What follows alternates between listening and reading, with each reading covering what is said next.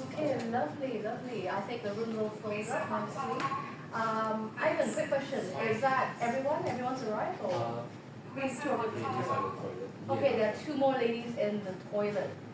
So we're just going to wait for them to come back right in, and then we'll proceed with the meeting. So sit back, relax. I'm sure you guys are, just walking from the rain. So, but yeah.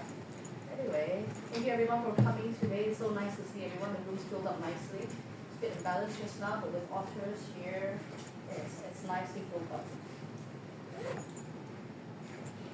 All right.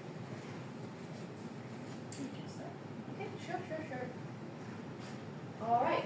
Good evening, ladies and gentlemen. Good evening. This is the part where you also clap for me. Yeah. Thank you very much. Here at Toastmasters, we believe in encouraging people who come up here to speak, because it's a very brave thing to come up here and put yourself in front of so many people that you might or might not know. So we try to encourage anyone who come up here with a little bit of applause, and that goes to anyone who comes up here later on, if you so choose to try out the impromptu speaking. So my name is Ling Ling, and I'll have a quick introduction of what is Toastmasters and a little bit of what do you expect here in tonight's meeting. So a bit of background about Toastmasters. It is an international organization that helps people with communication and leadership, and it was founded in 1924 by a man called Ralph C. Smedley. Now he saw a need for youth of the time to elevate themselves with their communication and leadership. So he formed the very first Toastmasters Club in the basement of a YMCA in California. And since then, it's been 101 years. It's grown to over, let me get out my facts right, in over 16,200 clubs with 364,000 members in 145 countries, Brunei being one of them. Now here we have the Brunei Speakers Club, the very first club in Brunei, which was founded in 1999. And beyond that, we also have two other clubs in Brunei, the Brunei Advanced Speakers Club, of which Rosanna is a member, that meets once a month. And of course, the Otters Club, which is a club in Panada. In fact, we have some of their members here tonight, including Ivan, the president. Give us a little royal wave. All right. Oh, okay. Thank you very much, Ivan. So good to see everyone here tonight. Thank you very much. I believe everyone's all seated. If you don't mind, do you mind closing the door a little bit? Yes. All right. Thank you so much. As much as I like the sound of my voice, we don't want everyone to hear it. Top secret. Yeah, top secret. Only for the people in this room. All right. Moving on. Something that we like to do is to read out the mission, but because it's not on the slide today, I'll do the honors of reading it out. So we like to remind ourselves, why are we here? Why are we coming every week to the meeting like this? So the mission of the Brunei Speakers Club is to provide a supportive and positive learning experience in which members are empowered to develop communication and leadership skills, resulting in greater self-confidence and personal growth. Thank you very much. I'm pleased to see that we all remember it. Even Chris, who hasn't been here in a good 10 years.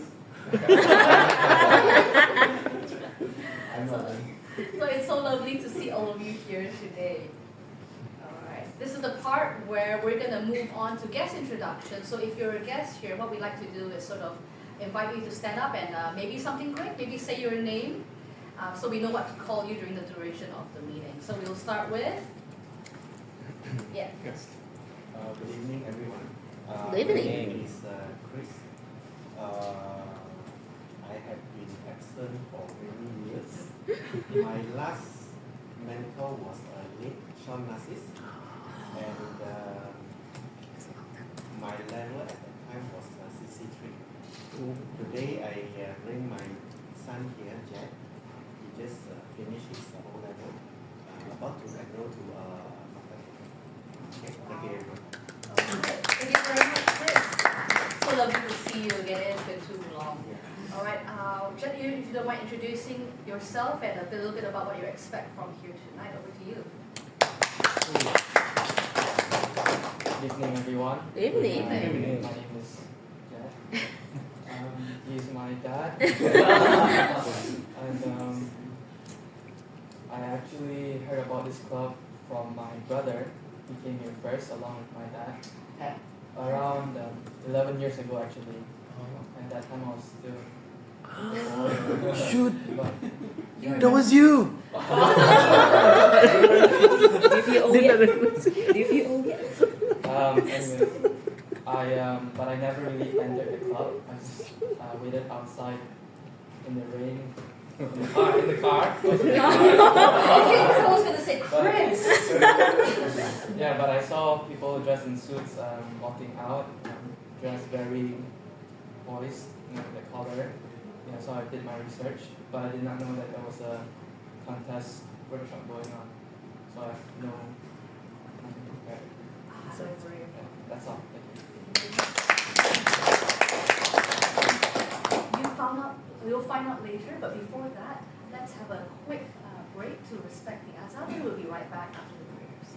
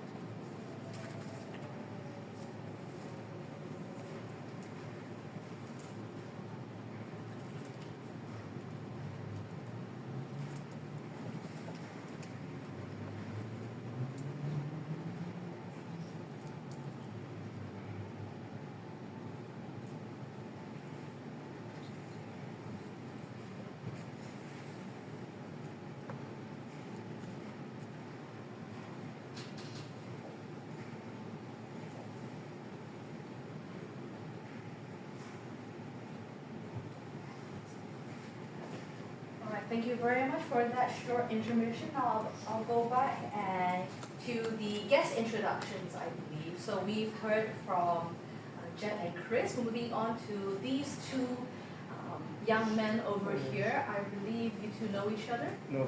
You don't. Okay. So two different people who just so happens to. I thought you guys were friends. Oh no. Alright, we'll begin with the man in the purple lanyard. Oh yeah. Okay, over to you. Good evening, everyone. Good Good evening. evening. My name is Abdul Amzar. You can refer to me as Amzar. I first heard of Toastmasters 10 years ago, believe it or not, back Oh. when UTB Toastmasters was still having a meeting below Chancellor Hall. Back then, Freddy Calama was still the president. Oh. It was that long. Yeah, I had the privilege to meet the late Sean Nassis as well back then. So yeah, he encouraged me to join a Toastmasters meeting, and since then I come to the meetings here and there. Yeah. Also, yeah, I didn't mention that I heard of the club through my sister, who was also a member back then. Oh. Adi Abdul Kadir. Oh yeah. So that's all from me. Lovely. Yeah, I can see the family resemblance now. Good to have you here. It's been a while, but we're so happy to have you back in another meeting. All right, next to the gentleman, we have you. Yeah, Please, thank you. Please introduce yourself. Hi, thank you for the time. Good evening. My name is Muhammad Anis. You can call me Manis. Manis. Yeah, so that's like yeah, so that's like my one-liner every time I introduce myself. Yeah, so I'm from Indonesia. Currently, I study in UNISA, the university beside this one. Yeah, and also I've heard Toastmasters long before, but I never thought that Toastmasters is over here too. Yeah, so I would like to. I saw an ad in Instagram, then I was like, wow, this is a good chance for me to improve my speaking skills, so I joined. So yeah, that's it for me. Thank you. Manis? Yes, no, call me Muhammad Anis, or you can call me call me Muhammad, or you can call me Anis. Okay. Yeah, Okay. but it's short. You combine the two Anis. I thought I just had to ask. I just had to check in case it was real. I Yeah. don't want to be offensive. No, it's alright. Alright, lovely to see you, Anis. Yes. Alright, moving on to the beautiful lady in blue. If you don't mind just saying a few words. I'm not a guest anymore. You're not? Just signed up already. Oh, no wonder you shook your head at me. I thought you were just shy. I'm so happy to have you. Hey, you never know. Alright, I think that fills up the entire room. We'll just get on with it. So, a couple of house rules. We try to refrain ourselves from talking about sex, politics, and religion to respect everyone's beliefs. Another thing is we try to refrain from walking in and out of the room while people are speaking, so just so that we don't distract the people speaking in front. And of course, always give the most supportive encouragement and applause you can to the people speaking in front, because we all know how scary it is to speak in front of an audience. So that's it for the house rules. Moving on to the introductions. Now today, if you notice, it is a special meeting. We normally have a Toastmaster meeting where we practice a couple of things, but today it's going to be a contest workshop. What does this mean? In a couple of weeks, we will have a contest, so this workshop is specifically dedicated to talking about what are we going to be doing at the contest, as well as getting some practice in. So Rosanna will be going through a couple of rules for the contest, and later on, we'll have our hand at practicing some evaluation, feedback giving, as well as table topics, which is impromptu speaking. After that, we'll have an open Q&A session where you can ask about any tips, tricks, and techniques you want to, and maybe we can answer some burning questions you might have about public speaking. So far, so good. Sounds all right? Yes. Excellent. Let's get right to it. So our very first speaker who will be telling us the do's and don'ts of the contest is a member of Toastmasters who has been around for quite a while, I think nearing on 20 years now. And she is a pillar of the Brunei Toastmasters community, and it is my honor and pleasure to introduce the one, the only, the legend. I think one of the few people with the distinguished Toastmaster title to her name, the distinguished Toastmaster, Rosanna Yunus.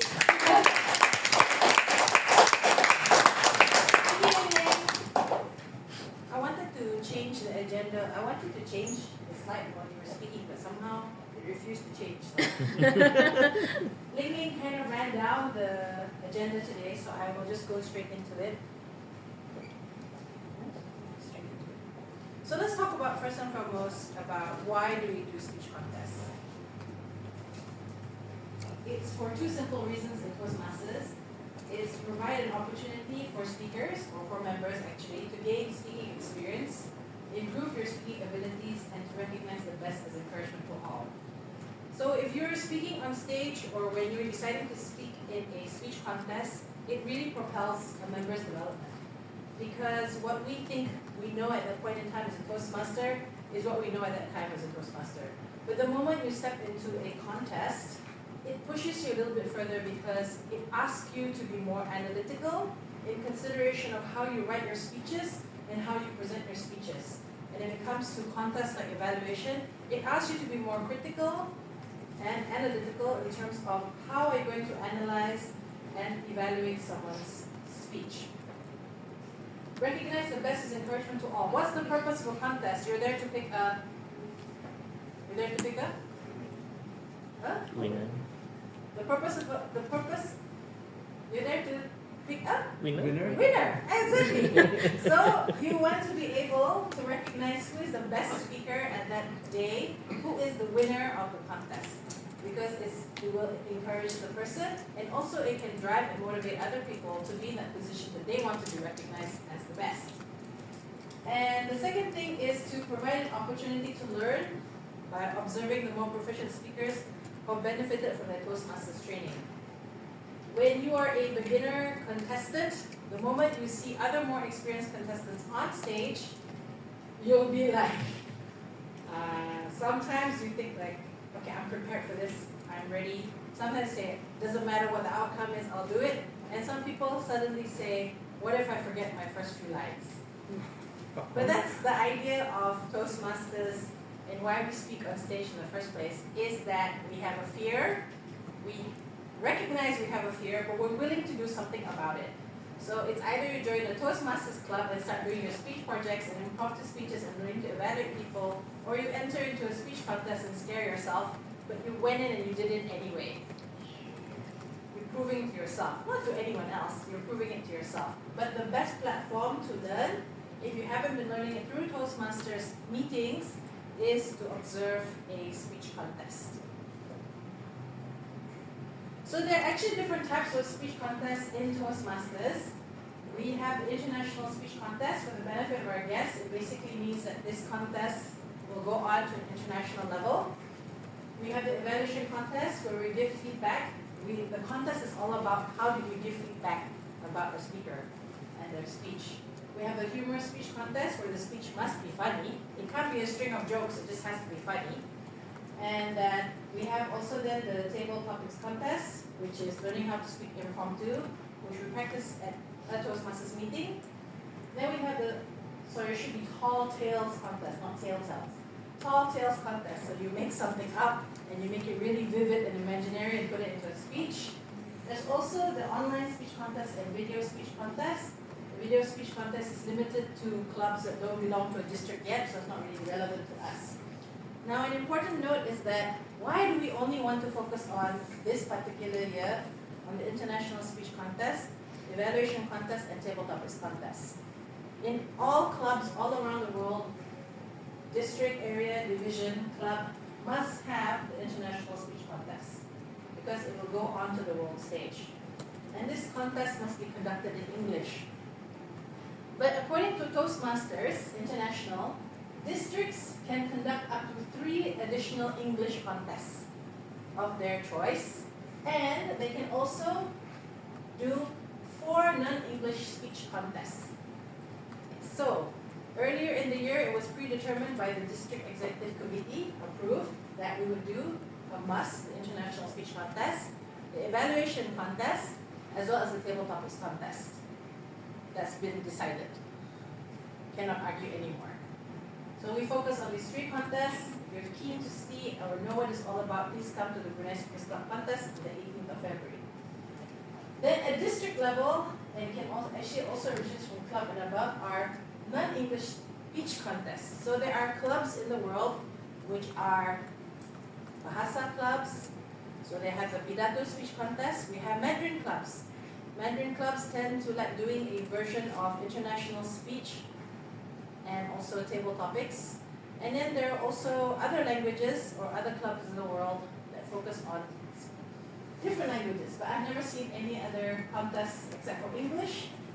I haven't seen a Mandarin one, but I've heard lots of good things about it because I can't understand a word. And the Pidato contest, which is an eye-opener for me. So this is all about the different types of contests. Let's talk about that in terms of contest progression. So on the 18th of February, the Brunei Speakers Club will start here, having their own club contest. Then the winners, the two winners from the club, will then proceed to the area. So the area is where all the clubs in Brunei will compete with each other. Because then we will then identify two representatives from the area to participate in the division contest. The division is consisting of Brunei as well as Miri and Bikulu. Right? Yes. Correct. Okay. Good. So then this is when we start stepping out of the Brunei comfort zone. Then after division, the winner from the division contest will go to the district level. So for district level, Brunei is part of District 87, which consists of Brunei, Sabah, Sarawak, Labuan, and Indonesia. So bigger stakes, bigger audience, usually held at a Toastmasters conference, coming up in Bandung in May. Okay, so for a club, area, division, district, it's all types of contests on the page earlier that you saw. But for international speech contest, it will take you to the international stage at the World Championship of Public Speaking. And this is held typically in the United States. They've held it outside US once or twice. And only for international speech. So contestants will be selected from their region. And District 87, I think, is part of Region 12. So they identify a representative who will represent the region at the World Championship of Public Speaking. And that's when the August US Toastmasters Convention, you will then see videos of who is number one in the World Championship of Public Speaking. Okay, so that's the contest progression. So then let's talk about international speech contest rules and the evaluation contest as well. So I'll get Ling Ling to hand these out. While she's handing them out, let me just talk about eligibility. So if you would like to participate in any of these speech contests, it's simple. All you have to do is be a member of a club, a paid member of a club in the area division district that you're competing. Your club must be in good standing, meaning to say that the club has sufficient number of members and that it's recognized on the Toastmasters International roster, and that you must be eligible at all levels of the contest. So say, for example, if your contest spans over 2 years, you're a member this year, you qualify for the contest, let's say it happens next year, but you're not a paid-up member next year, you're disqualified from representing yourself or the club or the area or the division or the district at the next contest. So in other words, don't miss paying your fees. For international speech contest, because I showed the progression goes up all the way to the United States or international level, it requires you to complete level 1 and 2 of any pathway in the Toastmasters pathway learning experience, or for you to have a distinguished Toastmaster award. Only then you'll be eligible for the international speech contest. And if you're a district officer and above, you are eligible to compete because you're holding a leadership position. Club officers are still allowed to participate, but district level, area director and above are unable to participate. But the list is long, so I would encourage you to read the speech contest rule for more information. And I'm not going to talk about role players for contests, but specifically to be a judge, there are also eligibility rules. So not simply anyone can be a judge. You have to be qualified to be a judge because you need to learn how to identify who will be the winner. So what can you speak about? So in terms of speech subject and preparation, the topic or the subject for international, humorous, tall tales, and online contest speeches is chosen by the contestant. We can speak on anything you wish to, However, it has to be substantially original, simplified in writing. So contestants will have to sign a form to say, I swear by it is original. I wrote it all myself. If you're going to be quoting or paraphrasing or referencing someone, it can only be 25% or less of your speech, and you have to identify it during your presentation. For table topics, the topic itself will be determined by the contest chair. For evaluation speeches, it's only limited to the test speaker who will be presenting their speech for everyone to evaluate on. Now, something important to note is that when contestants are speaking up front, they must not reference another contestant or a speech presented by another contestant during their speech in the same contest they're competing. So say, for example, Ling Ling and I are in the international speech contest together. So she goes first, I'm after Ling Ling. Then she speaks. Then it's my turn. I go on stage and I say, wow, Ling Ling talked about love. But me, I'm going to talk about true love. So I'm not allowed to do that. The moment I do that, I am disqualified. Okay? Don't do that. Clever, funny, don't do it. Especially if you want to place. Let's talk about international speech contest rules first. So for the international speech contest, you're all allowed to be in the same room because there are some contests where you cannot listen to each other for obvious reasons. But we'll talk more about that later. And, if it's an online contest, you have to check your audibility and visibility before speaking. However, if you're a contestant, I would recommend you come to the venue early, check the space in which you're speaking, get comfortable, be familiar. The bigger the space, the bigger the stage, the better it is for you to understand, if I'm going to be talking about how far my journey was, the stage is really big, so I'm going to take bigger steps. If I only have such a small space and I talk about my journey, so prepare yourself. If you're going to use a microphone, which on the bigger stage you'll need to, make sure you test it. The contest organizers will always ask you to test. If you don't test, that's your fault. Must test. After each speaker, there will always be 1 minute of silence. Sorry, you can see that these slides are like from an online contest. Okay, so at this 1 minute of silence is only because the judges need to mark their ballots. And you will see the ballots in front of you. They actually need to put a score. And speeches have to be from 5 to 7 minutes. So contestants who speak less than 4 minutes 30 seconds or speak more than 7 minutes 30 seconds will be disqualified. No matter how brilliant you are, if you're over by or under by, I'm sorry, that ruins your chances. So what does that mean? If you're a contestant, what does that mean as a contestant? What does it mean, Ling Ling? You lose. Huh? Oh, you don't cry. What does it mean before the contest? Please don't disqualify. Personal experience. What can you do to prevent that from happening? Is to Prepare. Practice. Exactly. Practice. Practice like you know what you're talking about from the back of your head. Whether you memorize it, you internalize it, whether you know when to pause, when to do an action, when to allow people to laugh, you'll have to know when. So, practice is important. For those who are speaking, green light will be turned at 5 minutes and remain on for 1 minute. The yellow light or the amber light will be switched on at 6 minutes and then remain on for 1 minute. And the red light will be turned on at 7 minutes and remain on until the speech is concluded. We won't tell you when you go over time. In fact, by right, the audience should not even see the lights in all the contests. It is only for the contestant to see, and the official must have made sure that they check the lights beforehand at work. And when you're on stage, on a bigger stage, I recommend you to also see the lights. So this is just a reminder of what I said just now in probably visual form.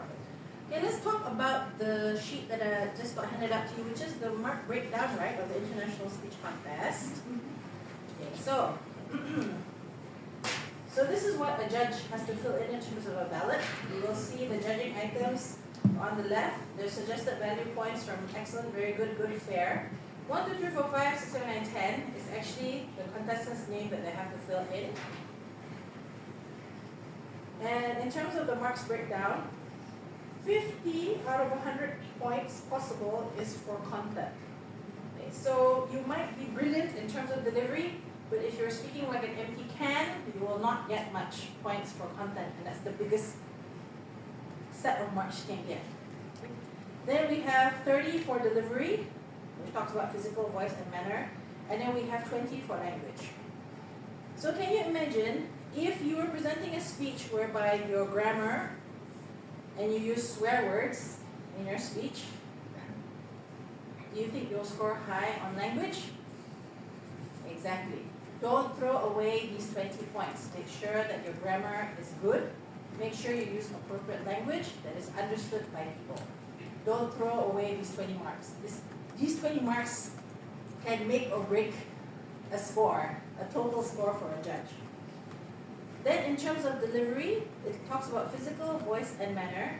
And at the back, there's more description about this judging criteria.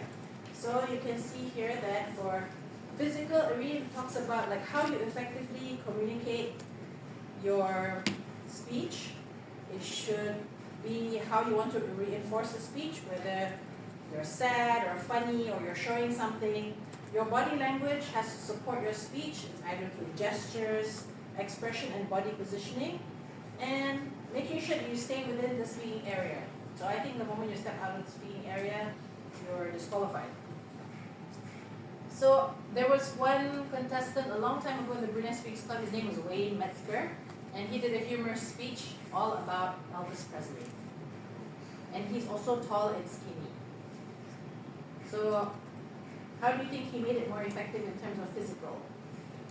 Being Elvis Presley. He made Elvis Presley moves. He made Elvis Presley move and The voice, the voice and He dressed up. he dressed up. He dressed up. He dressed up. He dressed up. So he dressed up like Elvis Oh, then. on stage. Wow, with the Humorous Swedish. speech, right? So his Impactful, right? appearance added to the overall physical presentation of the speech. Once upon a time, I was at a district contest, and my fellow member from HSBC Brunei Speakers Club was competing. He wore what I was wearing, just a shirt and trousers. Of course, the long sleeve is buttoned. And someone taps me on the back and he says, "Hey, -1 point.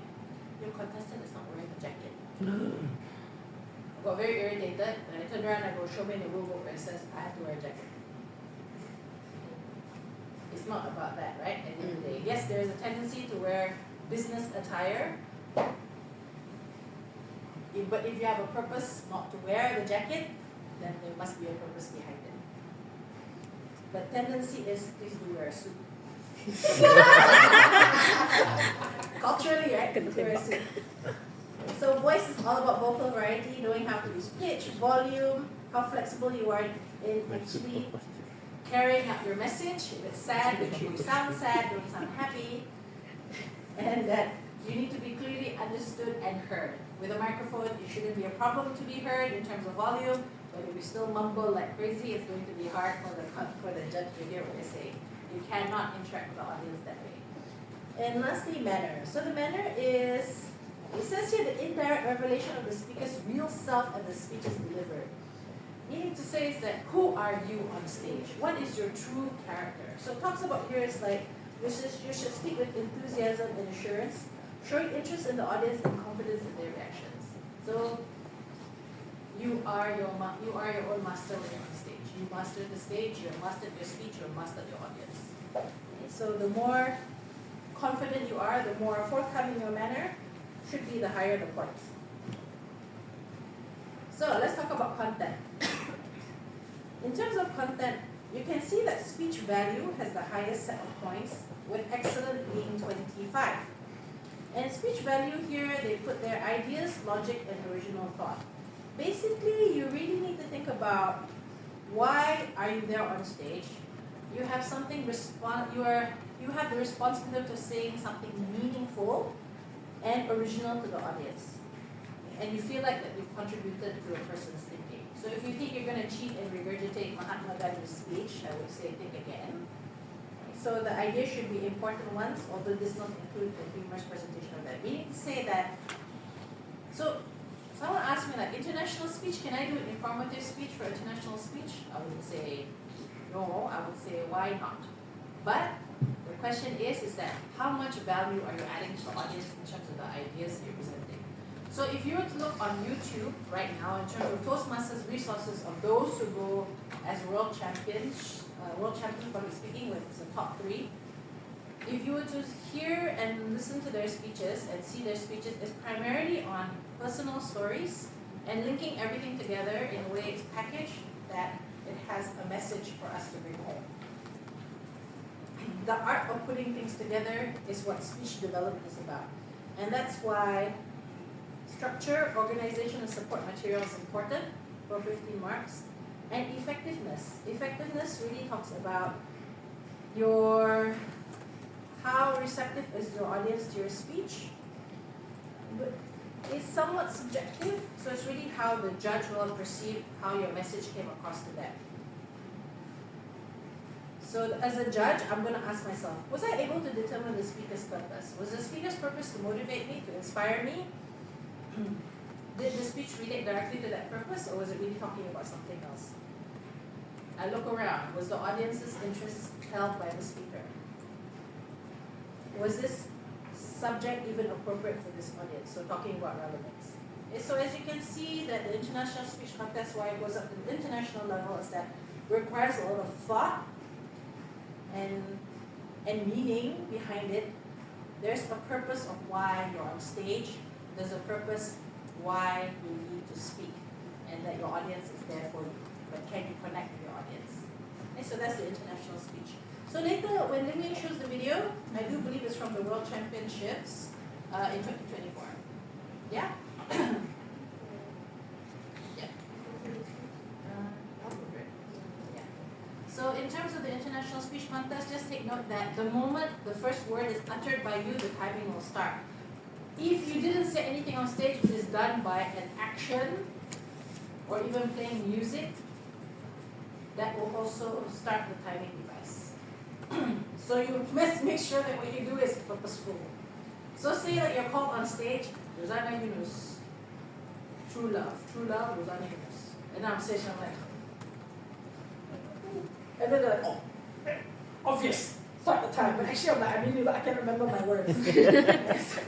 So be purposeful when you're on stage. If there's any timing device failure from timer 1, they'll be given an additional 30 seconds. And the timing will resume from timer 2, but this is more for online. And if there's any protests, it's only limited to judges and contestants. So a member of the audience cannot protest to the judge, to the chief judge. It's only limited to contestants and judges. What would judges contest? Originality. They can even question eligibility, say they knew something about that person, but they shouldn't. Typically, judges are people who don't know you very well. Okay? Contestants can also question someone's eligibility and also their originality. Let's talk about evaluation contest before Ling Ling shows you the video, then we go to a break. So the thing about evaluation contest is that you're there to evaluate someone. So we will identify a test speaker. A test speaker in a bigger setting, as in like once you go division and above, you don't know who you'll be evaluating. So you don't know anything about them. You don't have a preconceived notion about them. So a test speaker will come in the contest room. All the contestants will listen to this contest speaker, and then they'll be given 5 minutes to write their notes. Then their notes will be taken away from them, and they have to stay in the holding room until it's their turn to be called, and then the notes will be given back to them. And there will be a 1 minute of silence after each contestant, because then for the judges to mark their ballots. So in terms of timing, it's from 2 to 3 minutes. So green will come on at 2 minutes, yellow at 2 minutes 30 seconds, and red at 3 minutes. Again, there will be no indication of when you exceed 3 minutes 30 seconds, you'll be disqualified. And if you're under 1 minute 30 seconds, you'll be disqualified. So if you see the green light, you're safe. You haven't seen the green light, don't conclude so early. You might be under the time. But if you see the red light and you think you're going on way too long, you must know when to conclude. Okay, so let's just go through the evaluation contest, judging guide, and ballot. So I'll scan it out to you. So in terms of the evaluation contest, judges guide and ballot as you're going through it, there are 4 items that the judge will be looking out for. Number 1 is called analytical quality. 2 is recommendations, 3 is technique, and 4 is summation. Okay, sorry that the printout is a bit not clear, I don't know why. So analytical quality is how effective is the evaluation. You have to carefully analyze the strengths and weaknesses of the person who just delivered the speech. And then you have to present the comments in such a way that it's clear and understood and logical. Also, you need to be able to identify specific strengths and weaknesses of the presentation. So the emphasis is not to whitewash, meaning to say, oh, the person did such a great job. They were fantastic. I really enjoyed it. They were wonderful. This is all whitewashing. You have to be more specific. The evaluator had the speaker had an attention-getting opening, followed by a rhetorical question, which captivated the audience's attention. This was followed by well-supported points leading to a key message, which stated this, and something. So it was very specific. So it just goes to show that you're very analytical. You have good observational skills of what had happened up front, and you're able to convey that feedback in a way that's logical and understood. So recommendations are really important because after all, an evaluator not only points out strengths and weaknesses, they also have to offer specific recommendations for improvement. Then you have to remember that you should be practical, helpful, and positive, and they should enable the speaker to improve his or her next presentation. So say, for example, you observe that the speaker needs to improve their gestures. So you say, a bad one will be, you need to improve your gestures. No value to the speaker. How? How am I going to do that? You have to say, I would recommend you improve your gestures from close to open. Therefore, you can use your hands to express yourself clearly, especially emphasizing certain points, etc., etc. And then the next one I would say is tricky, is technique. So as you can see, analytical quality is the highest with 40, recommendations is 30. Technique talks about the manner in which you present the evaluation, your comments and recommendations. So you have to be aware of how sensitive to the feelings of the person and what they need, but at the same time you have to inspire and encourage them. So it can come off like, you need to improve X, Y, Z, A, B, C. Thank you, the end. A verse and a speaker will be like, what? That's like, I don't want to speak ever again. Because you never know, a test speaker might actually be someone who's quite new to Toastmasters, right? And they were brave enough to step on this stage and 9 people are going to evaluate them. They're going to hear 9 evaluations. So you would want to present it in such a way it's very encouraging, motivating, sympathetic, and also motivational. But that's all down to practice and how you want to package everything together. We can talk about some tips later on.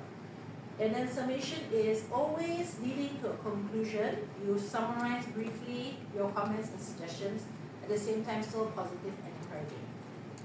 Sometimes as evaluators we forget to do this because we see the red light and we panic.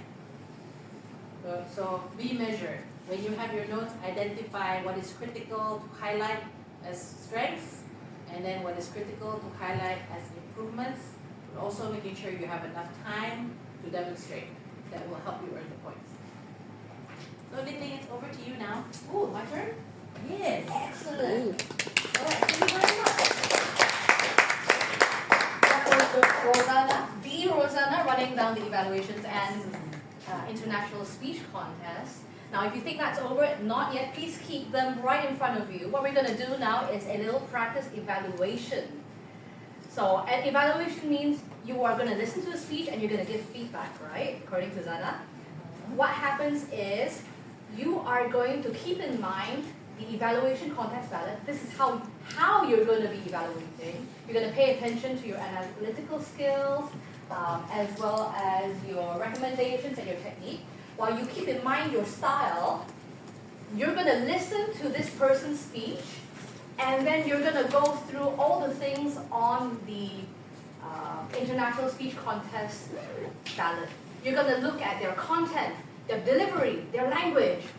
How are they doing it? And then this will help you come up with the basis of your recommendations. Now what we have here is a video, and not just any video. We are going to be evaluating a world champion today. If you always feel like, oh, my evaluation, I don't know what to say, I don't know how to say it, they're so good, like who am I to evaluate them? What we're going to do is we're going to evaluate a world champion today. So whoever you evaluate after this, you're going to be like, oh, that's easy. I've already evaluated a world champion. So guys, we're going to play this in a bit. So deep breath, deep breath. Take a look at what's in front of you. And remember to take your notes, and later on I'll be back and I'll ask some questions to prompt you guys into explaining why you thought what you did and what kind of recommendations you can give. Alright, are we ready? Yay. All good? Yay. Excellent. Alright. So now full screen please. Oh, full screen. Yes please. On your marks. Okay. Yes please. This is International Speech Contest paper. Yeah, so we've got two papers. We're gonna basically pretend that we're in an evaluation contest right now. We're gonna pretend that we're in an evaluation contest right now. So will you switch ballot, the evaluation contest? We're We're gonna keep both in mind, basically. Oh, yeah, okay. We're gonna keep both in mind. Pretend you're in an evaluation contest right now. We're gonna be playing a speech, and you're gonna use the International Speech Contest to pick out what can you comment on. So the International Speech Contest ballot is a guide for you to look at their content, their delivery, their language. At the same time, you also have to keep in mind your own style. Like, how are you giving your recommendations? How is your analytical quality? So these are the two things you have to take a look at and think, I know, right? It's a juggling game. But you know, we're all very smart people, we can do it. Wow. Yeah. I believe you're all here, you're all much smarter than me. It's all good. Alright. Are we ready, guys? Yay. On your marks, get set, away we go. Actually, Raven Finch, replaced by Sophia. Replaced by Sophia, Angeli Raven Finch. Can you increase the volume a little bit, please? That's so loud that we can have it. Big contest chair, you're welcome. It's Friday afternoon. I'm headed to the train station to get home to celebrate an amazing day of work. I'm a global voice of a healthcare company whose mission is to save lives. And I get to communicate that message every day. It's my dream job. On the way to the train station, my boss Bob sends me a text message. Oh, you probably heard about the great job I did in the latest campaign. So I get to the office,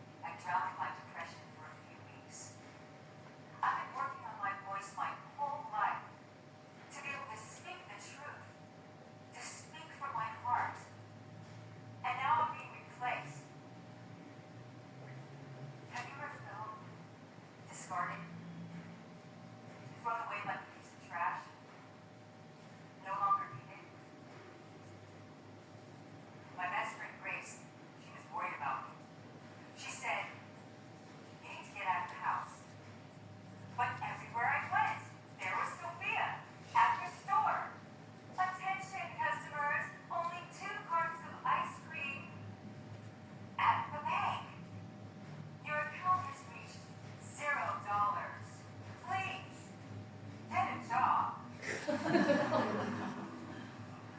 Sophia, because you just stole mine. Okay, Grace was really more attentive to an intervention. She said, you need to be around some human beings. I'm sick of talking about Sophia. You talk about Sophia. You're coming with me to my writing group. It's storytelling then. Okay? So I went there. And it was amazing. The people were really warm and friendly and human. And one by one, each person stood up and told their story. And Lucia's voice trembled as she talked about her daughter going away to college. I could feel how much she loved her daughter. And Kareem's voice cracked as he talked about taking care of his mother who has cancer. I could feel his pain. And AJ talked about holding his son for the first time. I could feel his joy and love. I sat there with tears running down my cheeks, feeling so connected to these people through their voices. I would never have felt this way if Sophia told her stories. And it made me think about the voices in my life that are missing. I would give anything to hear my mother's voice again. Tell me that she loved me. Are there any voices in your life that you wish you could hear again? Voices that can't be replaced by AI? I was so grateful to be part of that group. I left that group with a renewed sense of purpose. Your voice matters. My voice matters.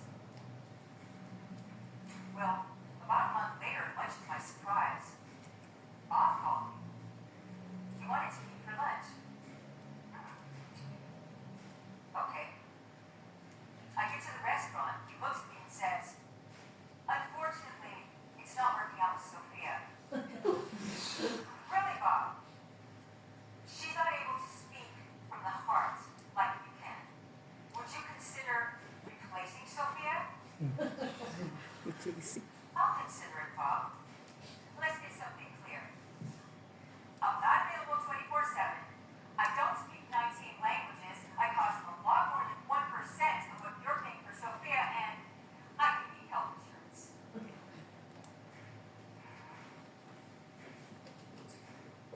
Fired for being human, rehired for being human. What is this world come to? AI is everywhere. The train has left the station, and it's moving fast. And I'm all for technology and innovation. AI has done some incredible things. But the human voice, wouldn't you agree, cannot be replaced by machine. The human voice is more than a tool for communication. It's a tool for connection. It's our emotions, our dreams, our stories. And when you speak, you're not just saying the words. You're sharing a piece of your soul. And if you listen closely, you can hear the heartbeat under the words. Humanity and technology can exist. And I believe that the future of the voice in 100 years will still be the human voice. What legacy will you leave with your voice? Nothing can replace your human voice. Contest chair.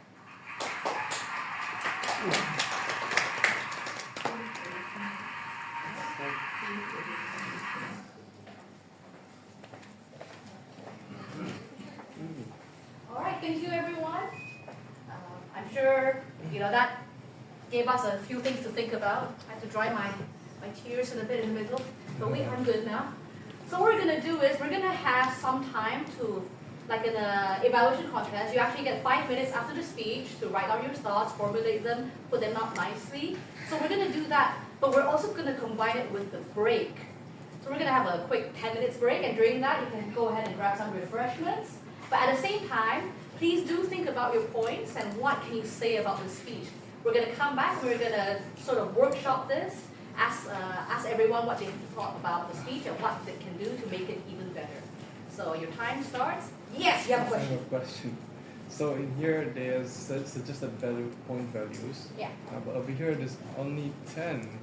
So what should we write over in this place? Oh, those 10 are basically, in a speech contest, you're evaluating more than one contestant. Oh, so those I are actually see. for their name. So don't worry about the columns there. I want you to think about the value. I want you to have a look at Okay. the words there, the elements you have to look at. So again, 10 minutes. You can eat and grab some really nice drinks while you think about what to say later on. Don't worry about it. No pressure. There is no right or wrong. There is no wrong answer. There's no right answer. There's no right answer. There's no actually. I was right. There's no right answer. There's no wrong answer. There's only your There's answer. only right. There's no Okay. wrong. Ini there's right That was answer. good. Kan? Oh. Aku macam lost dah. Everyone, I trademark that. But anyway, please take a break. You know, we have the Zakaria siblings who have prepared some really nice pineapple juice. So please feel free to grab some of that while you think about your speech. That's it, everyone. Enjoy your break. Dan bisa dalam time. All right.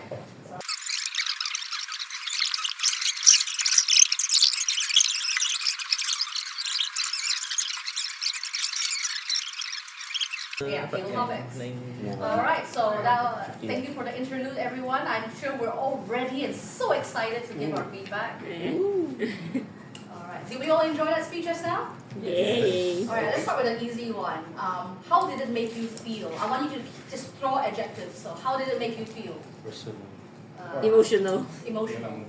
Oh yeah, emotional too. Emotional too. Emotional too. Any more adjectives? Emotional is bad now. You can't say that. So any more adjectives other than emotional? I think inspiring. Inspiring. Yeah. So you felt inspired. Yeah. So Lawrence, you keep nodding. Give me one. Inspired, I wanted. Cannot say already. Inspired. Next. Next. Please tell me you know more than 2 words. Teacher cannot remember. Teacher. Find another word. How did it make you feel? Because you all talk about emotion. Very authentic. Authentic. Authentic. Okay, electrician. Nice. Motivated. I'm supposed to say inspiration. This one. F1. Okay. I felt the hate towards AI. Okay. Okay, great. Resolute. Great, that's it, resolution. So we're moving from emotional and breaking down the different emotions. Okay, what other emotions? Relief? Yeah, Hopeful, that's what you got. relate. Hopeful at the end. Okay, great. We've got so many wonderful adjectives. All right, now we're gonna move on to what did you think the speech was about? Let's look at some keywords. What did you think the speech was about? She was basically talking about comparing the essence of humanity versus AI. the essence of AI. Yeah. So it's like a comparative speech. Obviously, she wanted human to come up at the end as the picture. What else? What do you think the speech was about? Human can never be replaced. Yeah, humans can never be replaced. And About Sophia.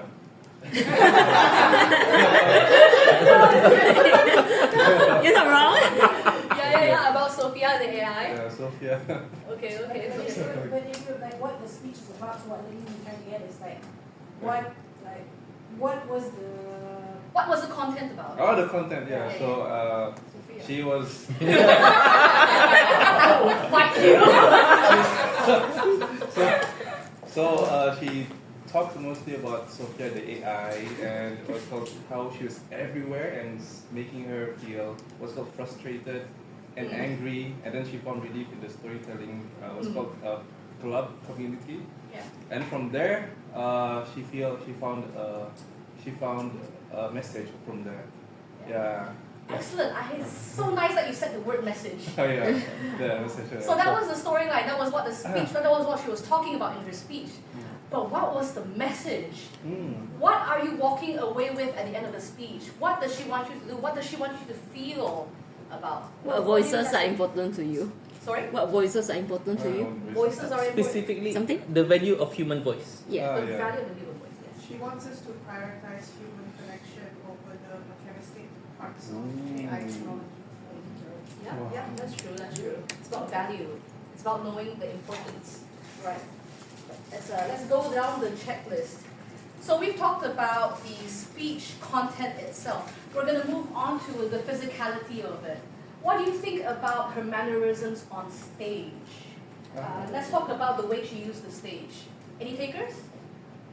Assertive. She was assertive. The way she walked. Her body language. Yeah, Any other comments it's very about easy her? to tell when she's doing the human and the AI perspective. Fair. There was a clear division when she was talking about two separate subjects. Anything else? She won't make the audience sleeping. She won't make the audience sleeping, that's for sure. Yeah. Would you say she's an entertaining speaker? Yeah. Comedic. Yeah. Comedic, that's great. What about her voice? So we talked about her body, now about her voice. Yeah, her voice is she could use different intonation in different settings. Different intonations in she's different settings. when she's frustrated, she uses different intonation, and when she's conveying the message, she could make the audience captivated by her message by making it like more whispering sound that can make people make people listen, listen, and the audience, it feels like the atmosphere of the place silence and people's listening to her, something like that. She has great command, great control over her voice, which is great because she talks about using her voice, she talks about the importance of voice, so of course the voice has to be the greatest factor in the speech. Alright, that brings me to the greatest segue, and this is where we're going to spend most of this discussion, the techniques. The techniques she used in her speech. I just wanted you guys to throw out, what was your favorite technique in the speech? And we're going to play a game where we're going to go around the table, and when you get to the end, that you cannot repeat what the other person has said. Alright, we're going to go around this way. Chris, Yes. Yep. Cannot. You're at the end. That's unfair! We start this way. We go around this way. You can just start a technique. There are so many techniques she used. Philip, what do you like most about her speech? What technique? It's cool and calm. Alright. Okay, I'll accept that. Her demeanor. She kept cool, she kept calm. That's a technique. Her confidence is a technique. Alright, Lawrence. I feel like it's cheating at your key. It should be over there. Fish! No lah.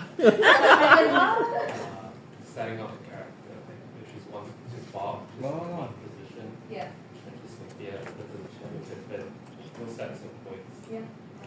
Yeah, I love that. The role playing. She was role playing. It was very clear when she was in character. Alright, Patricia. I kind of like how she conveyed her emotions really well. It's very clear if she's frustrated, and sometimes when she's hopeful as well at the end of her speech. I really like that. Okay, great. She emotes. It brings the audience, you know what I mean? It brings the audience. In what way? It makes the audience like invested in her story. Excellent. The emotions make you invest in the story. Alright, over here. I like that she named the AI voice Sophia so that people can remember and connect more. That makes sense. It's AI, but she also characterizes the AI and make it competing. Alright. And what do you think? I particularly like the way she uses her hands. She's very expressive and assertive with her hands. Okay, great. With the hands. What do you feel about her hand usage? Like, it's expressive, but how do you think it helped the speech? Shows that she's very firm with her convictions of prioritizing the human essence over the essence of the Excellent, I like that. Sorry, the reason why I asked is because when you give a comment, it's always good to give us the why. So this is the technique, but why is it good? Yeah, why is it good? So I think everyone has done that so far. Over to you. She breaks the fourth wall. So this, in a sense, is like she adopts three different characters. One is a bit more malleable. So one is herself. In that setting, so it's the first person. The second one is AI, and then the malleable one is probably in the perspective of a third party. So her boss, or a friend, or a party. And then the fourth wall being, okay, guys, this is why we should, and that's where the message is. So Okay. So the different perspectives, like she's in a storyteller mode, but she's also the narrative. speaker, and she's also speaking to the audience as well. That's what you mean, right? Yeah. Different perspectives. All right, excellent, excellent. Why is this good? Why is the different perspective good? It's so throughout the many minutes of her talking, the audience doesn't feel like it's there in one singular perspective. Okay, that's good. Sort of like a movie camera moving with different perspectives. Yeah. All right, excellent. That's good. Okay.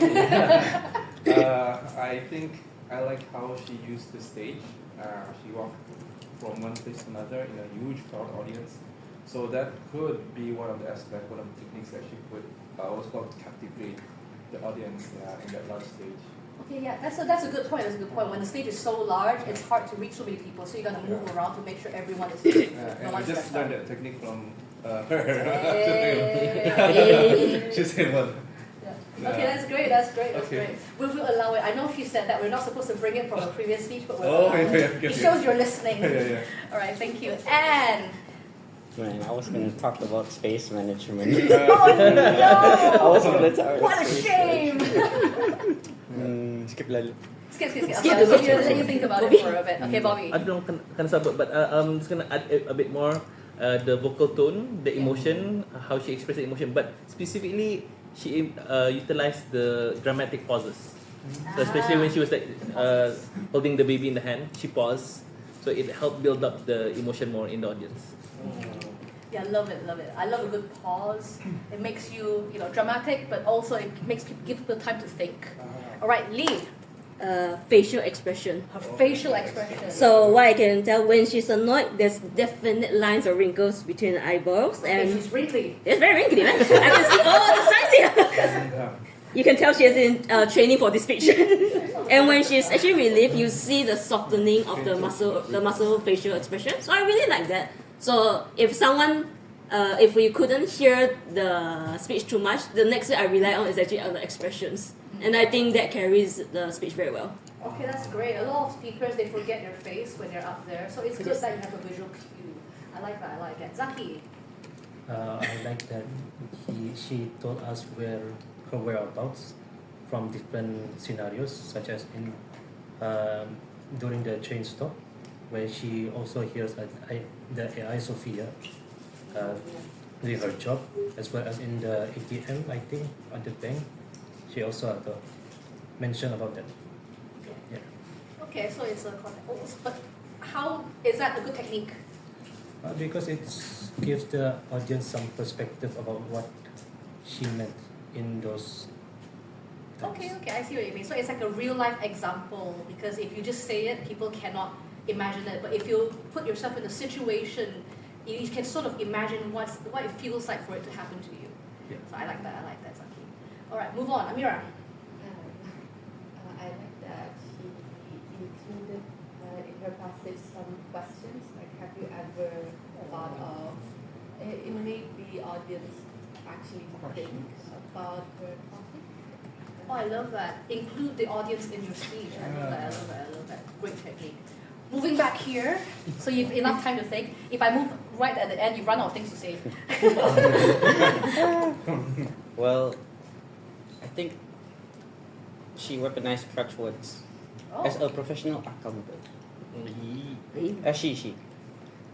You can see like she uses it, even though like it's like I would count that one, but she used it in a way to convey her annoyance, even though. Yeah. So in a way, she's adding these little quirks to appear more human in comparison to her AI companion. Something like that. I don't know. I'm just extrapolating. Humanized. It humanized the speech. Okay, yeah. It humanizes the speech. Okay, I like that. Especially when the content is about like AI versus human, right? So you want to have a clear comparison. I like that. That's very deep, man. Damn, that's smart. I'm gonna have to think about it a bit more.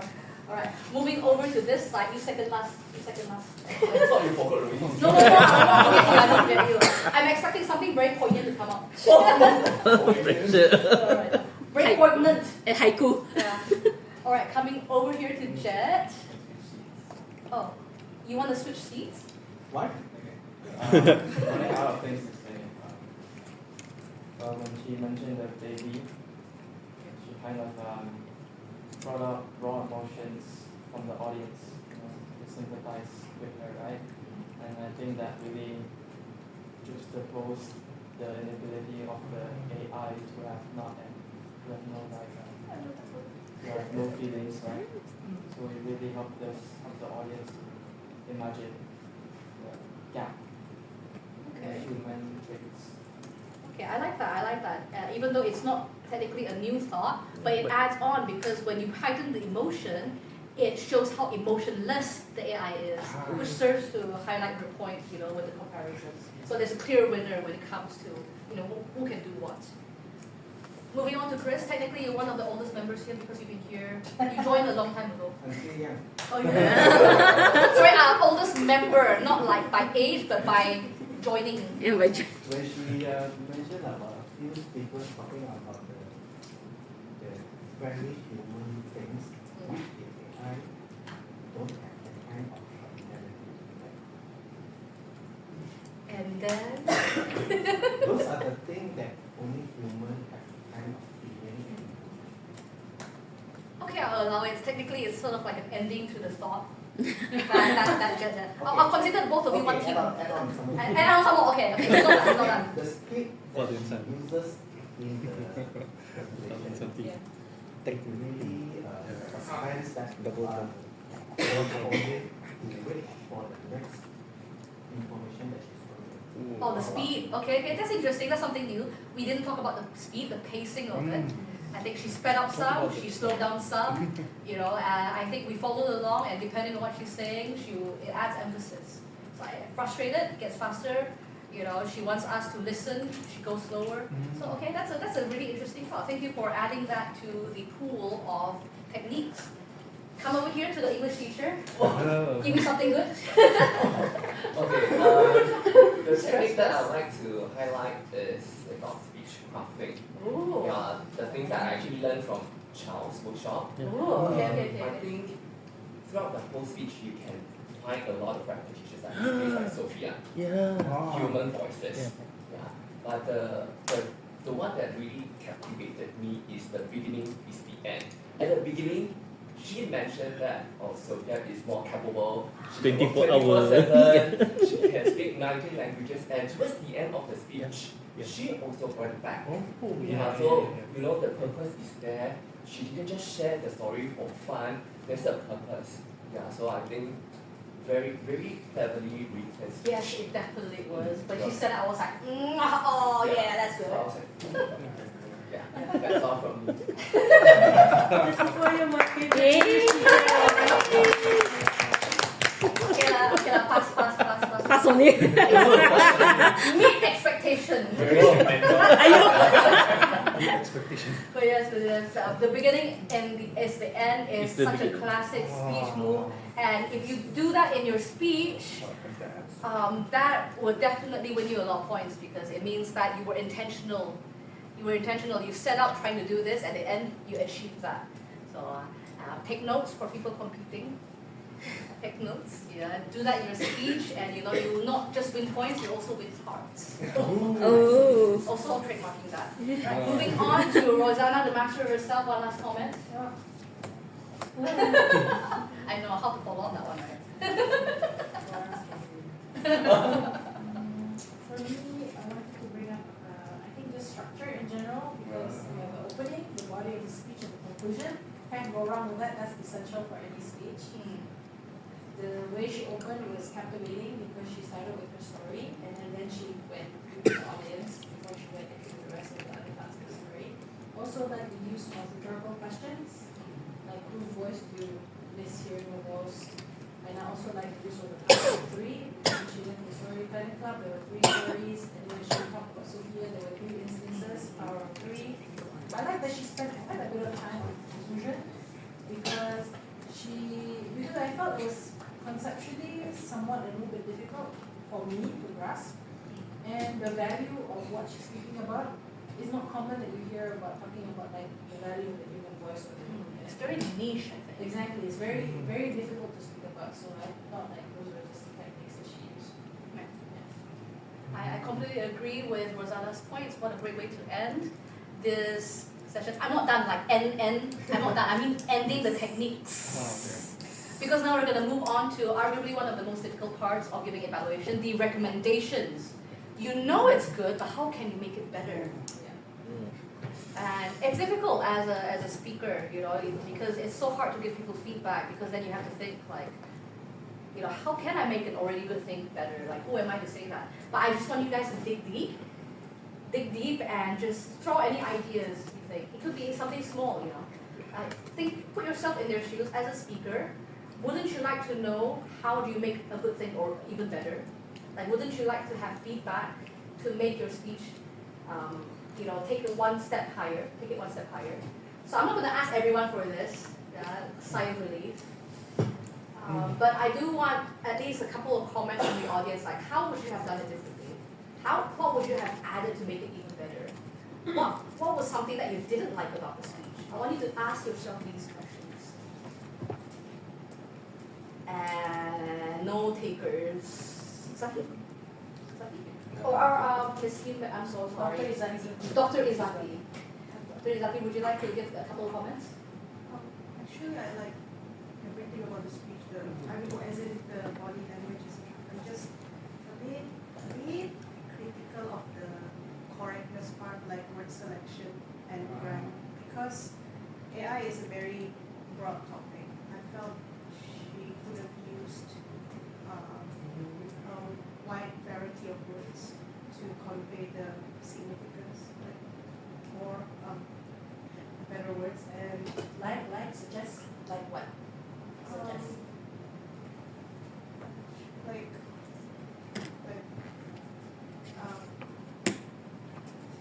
Like for example, she said something like humanity and technology exist. Maybe it's just me being too critical. I was like thinking, is it exist or coexist together? That's one example. You're right. I think I sort of understand where you're going with it. It's sort of like an oversimplification of a very nuanced topic. Yeah, something like that. Yeah, that's Yeah. what I couldn't find the words, but that's what I mean. Yeah, I think like it's such a broad topic like this. I get that maybe she's trying to generalize it because not everyone has a hand in this kind of industry, but it is something that is very prevalent in our lives, and sometimes we just want to be a bit more specific, especially like in the way that she's being replaced. You know, that's how I felt. I don't know whether that's what you were getting at. Yeah. Or not quite. Yeah, because I feel like it required more nuances. But maybe I gave that for correctness I gave it 7, so it's not. I actually put it as very good. Yeah. Only a bit. Yeah. Just felt like she could be a little bit more specific in some instances. All right. That's a valid thought, and I think if you had stated that in your evaluation, I think people could sort of understand where you're coming from, because this is something that perhaps if she wasn't reaching you, then it could be something that could be addressed. So it's still a very, very valid recommendation. All right, moving on. Everyone sort of have more time to think about a recommendation. Zaki put his hand up. Okay. I'm not professional, but Don't worry about not being proficient. Everyone has an opinion. It's okay to share. I think there are too much character in the story. Too many characters. Okay, fair enough. In what way do you mean? There's that one part of the story where she introduced a variety of characters such as AJ or his mom. To make I it think there's too much characters. Okay, fair enough. So how did it make you feel? So remember, you have to be like, this is the problem, but why is it a problem? So It felt overwhelming. it felt overwhelming. Okay, that's a good point right there. Good point right there about her characters and how maybe there was too much going on. So maybe it would have been better to simplify it. All right. Anyone has anything to add to the? Yes, please. Actually, I didn't actually ask for your name. May I know your name? I'm Ali. You can call me. I'm Alia, but you can call me Ali. Okay, Ali. What was your recommendation? More so that when you hear the start of the speech, you kind of tell how it would end. So it's a bit more predictable in that sense. So for me, I guess it's more of a personal take on things. How I like when speeches throw you off guard completely, and then they just reel you back in. towards the end. Something like that. Okay. That's fair enough. Alright, so you want something a bit less cliche, a bit less predictable. I think I have a suggestion for that. Oh, okay. Do a back later end. Okay. Okay, it's certainly unpredictable. Whether it wins any points, we'll see. Alright. Yeah. I think we've heard from quite a Talk variety about of. purposeful movement, right? Purposeful movement. That's not purposeful. Oh, that's Duck mark. Backflip, add what to AI? AI cannot do this. Chris? Okay. Since inside the speech there were a few characters, the boss and then The friend. Jane, mom, others, she could have used a different tone of Oh. voice. So more voice to acting. imitate a different character to make it more likely. Okay. Like the boss, she can act like a man sound. The mom maybe an older woman sound. Okay. I think that's something. Speak more. Okay, I think that's a fair response to that, especially I think we've got two like contradicting statements, contrasting. Because Zaki says, there's too many characters, and then Chris says that, okay, there's a lot of characters, right? But she can do more with it if she wants to add. No, not adding to the characters, more adding to the voice. The voice. The voice of the Like a actors. man, a woman, Yeah. or a younger Yeah. boy. But would it make someone like Zaki feel overwhelmed if you added more character? No, it's not adding characters. It's voice. emphasizing on the voices. Zaki's comment is like, he said there's already a lot of characters. So if you characterize the character, Yeah. will it make someone like Zaki feel more overwhelmed? Yeah, I think can combine now. Reduce the number of characters, but still voice act the whatever characters left. You just show it.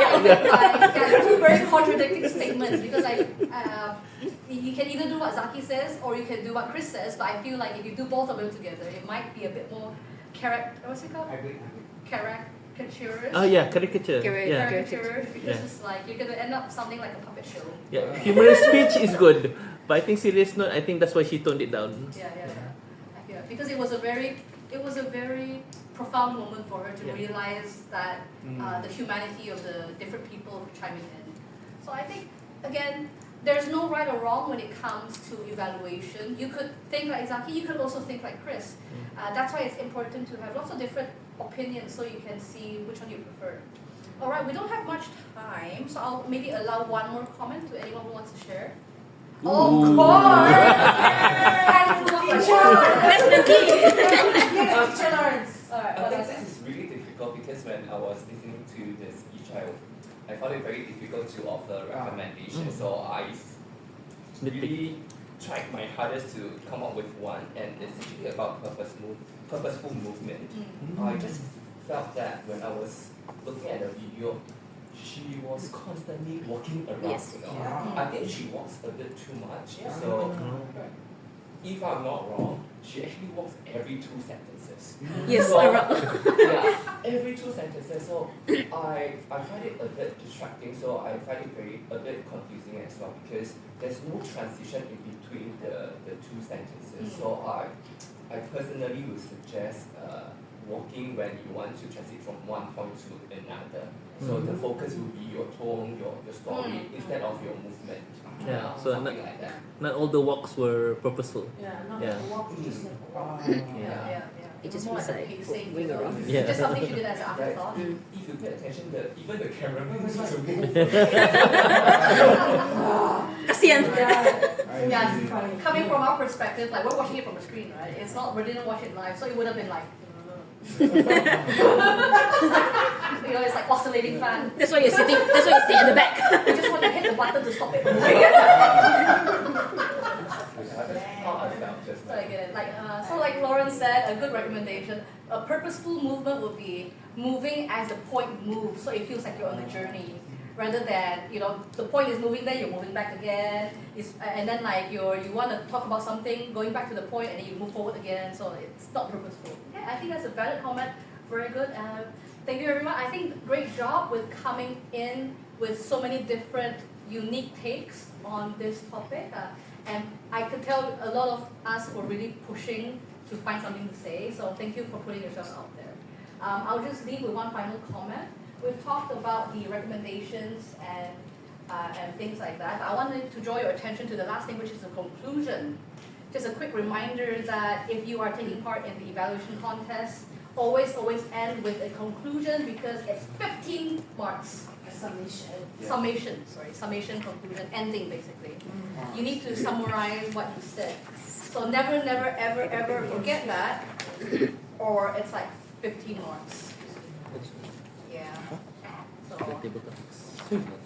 And you could also extend this as a metaphor for any part of your life.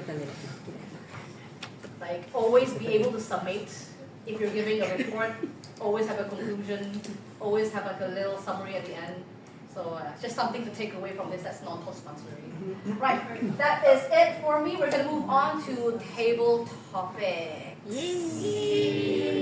Table topics, I love this part. So Lin says she wants to participate, but before we do that, let's go through the rules of the contest. Will. So Giving back to everyone will be given the same table topics. So meaning to say that when it's your turn to speak, if you're the second speaker and above, you'll be asked to leave the room. Only the first speaker can stay in the room, getting ready for his or her turn. And so everyone else will be in a holding room. Sergeant at Arms will keep you company. Can't really prepare apart from praying, I suppose. And then you'll be called into the contest room when it's your turn. So during the 1 minute of silence after each speaker, the next contestant will be called into the room. And these contest rules are available on Toastmasters International website. If you're a member, you can access the speech contest rule book. So table topics contest speeches are from 1 to 2 minutes. If you speak for less than 30 seconds or speak more than 2 minutes and 30 seconds, you will be disqualified. The green light will come on at 1 minute, the yellow light will come on at 1 minute and 30 seconds, the red light will come on at 2 minutes. In the event of a timing device failure, you'll be given 30 seconds on top of the timing that you're at. And any protests will be limited to judges and contestants only, and they have to be lodged before the results are announced. So let's do some table topic practice. See, that wasn't much. But before we do that, we'll just go through the sheet on the table topics contest, the judges' guide and ballot. So again, similarly, like the international speech contest, a large part of the points are on content, which is 55 points. Focusing on speech development, having an opening, a body, and a conclusion. How well did you organize your speech and how smooth did it all come together and come across? Also, how effective were you in being logical, in being direct? Did you answer the question? Were you enthusiastic? Did you achieve the purpose that you intended? And how was the audience's response? Then the next 30 points will be all about delivery, so physical and voice. All of you have a good idea what that is based on the feedback I'm hearing just now. And again, language, 15 points. Appropriateness to the speech purpose as well as the audience, as well as correctness. Appropriateness gets 10 points, correctness at the most gets 5 points. So every little point counts. As always, if you're a judge, you see the columns 1 to 10, you'll probably be judging more than one speaker. Okay, any questions about table topics? Yes. On the correctness, I remember last time always prevent speaking about The Those are crutch words. We practice not saying a lot of crutch words in Toastmasters meeting. But this is a speech contest. If you say I, if you say too many ahs and ums, it impede you from being smooth in your delivery, it will impact the points. Your points won't be counted if you do say this. Only if it impacts your the understanding of your speech. That's crutch words. That was related, yeah. Was something with it. Either intentional or not.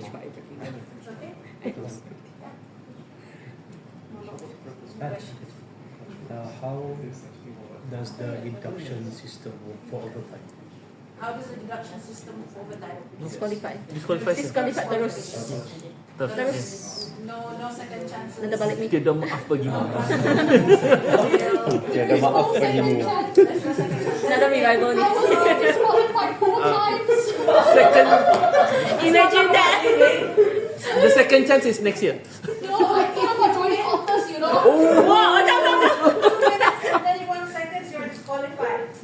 The moment you see the red light, switch on, conclude. That's the trick. Yes. Unless Yeah. you're so confident that you know what 30 seconds feels like. Wow. Up to you. I want that training. But if you are like, oh my god, red light, come on, I better memorize. Yeah. Oh, I better quickly conclude. Don't waste the chance. Right, Lane? I don't know.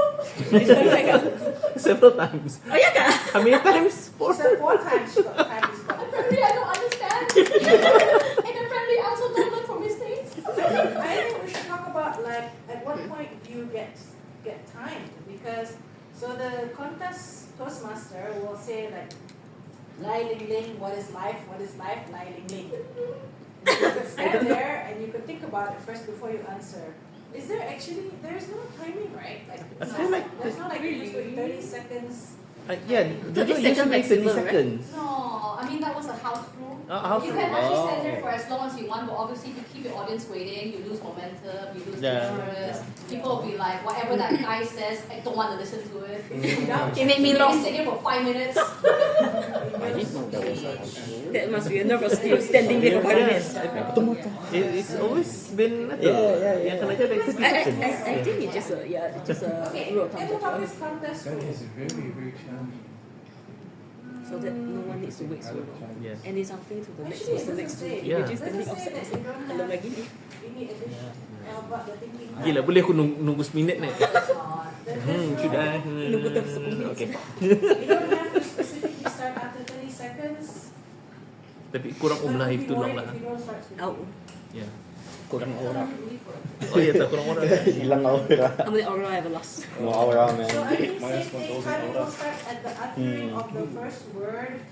For action. Oh, action, right? First word or first purposeful movement that will indicate the start of your speech. Okay? Balik macam ni. Okay, so tonight's topics will be sort of contest-ish. Quotes. Quotes. Which are primarily quotes. Why? Because it's open to interpretation. And that you have to think very quickly what the quote is all about and try to structure a speech inside your head and then feel compelled to speak. I don't Oh, know. no. That's what impromptu speaking is all about. So since Ling Ling wants to be the first, I didn't say that. since Ling Ling needs to set an example, I just want to see me suffer because I make you suffer. since Ling Ling What comes around goes around. needs Is that the quote? practice, Ling, Okay. Oh, ding practice, ding to stand there. Lai Ling Ling.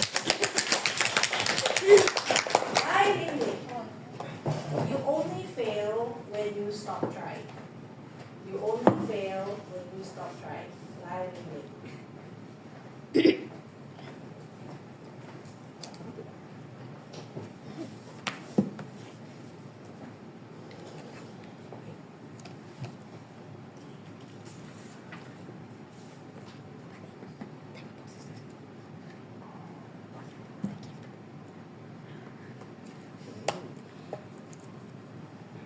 I'd like to think that I was born under an unlucky star.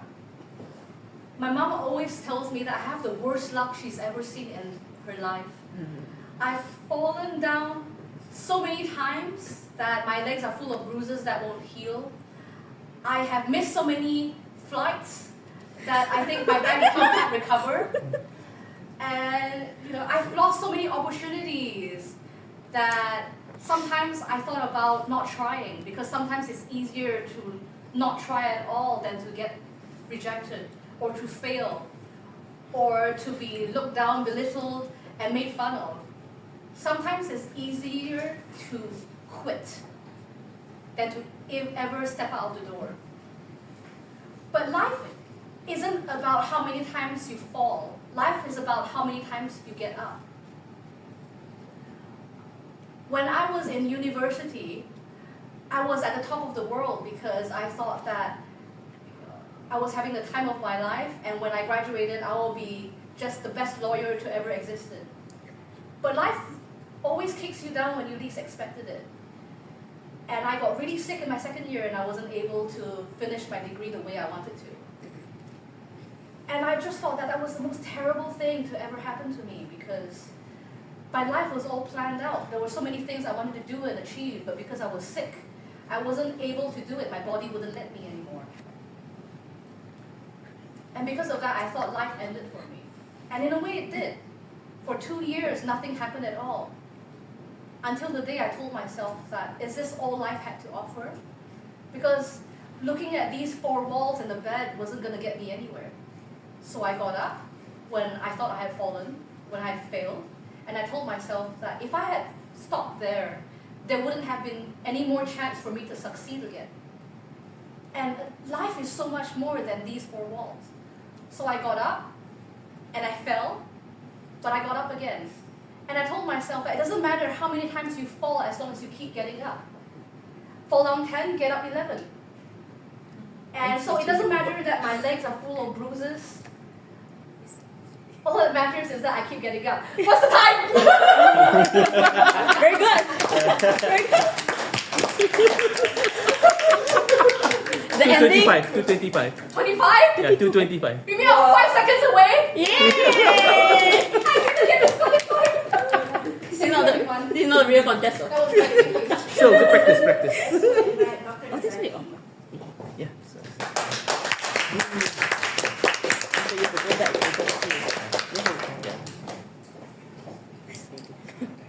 Doctor is that well done is better than well said. Well done is better than well said. Dr. Isaac.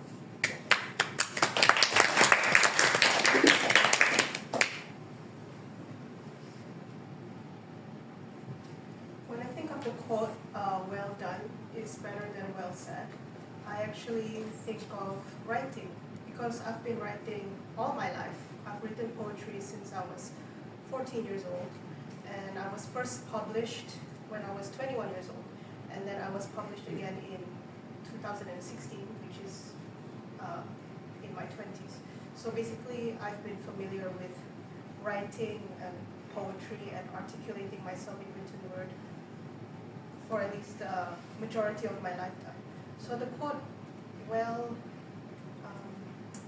so that quote makes me think of writing. There are some things that are better than it just being well said. There are some things that I cannot really say in the form of speech, that I have to resort to writing instead. For example, when I talk about trauma or pain, I usually resort to writing poetry rather than talking about it at times. I mean, I have an Instagram and Threads, and I write poems like pretty much every day.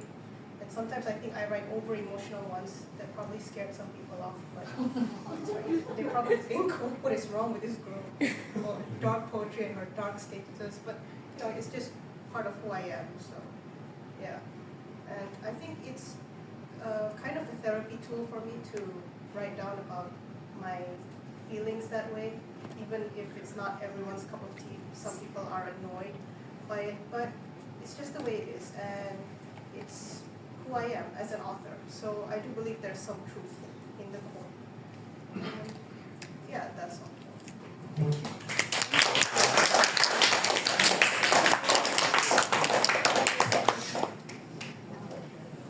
Lawrence?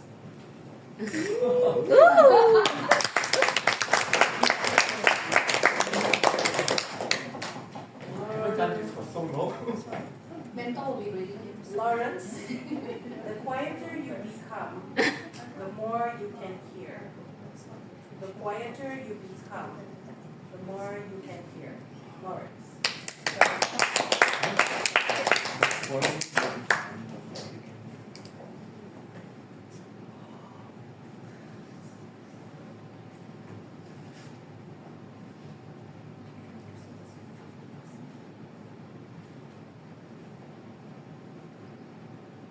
A very pleasant evening to fellow Toastmasters and esteemed guests. There are times when we are over the moon, we are happy, but there are also times when we are down, when we are moody, when we are sad. During all these times, we need someone to listen to us. We need someone just to be there to hear our thoughts and ideas. We just need someone to be there to listen to us. However, as a teacher, I noticed that many people do not really know how to listen. They do not really know the essence of active listening. They listen just for the purpose of replying, responding, or even arguing, because they want to negate your thoughts. They want to render your thoughts invalid. They don't want to make you feel better. Hence, I feel that the first step of listening is actually to be quiet and having all the thoughts in your heads. Over the years, I found out that many students actually like to come to me to tell me their problems. I do not know why, but they just come and tell me. Sometimes I also wonder why they actually came to me. I asked them why you came to me, not other teachers. Some of them told me that, teachers, you know what? We just feel that you're really listening to us. You don't judge, you don't comment. You're there just to accompany us during our difficult times. So when you listen, you don't really have to make a lot of comments. You don't have to judge. You don't have to say a lot. You just need to be there to sympathize. That's why I think when you get quieter, you get to help better because you listen more. That's all from me. Thank you.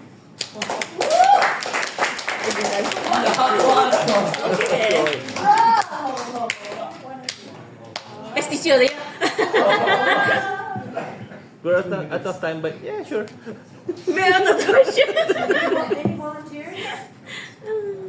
Any volunteers? I haven't done this.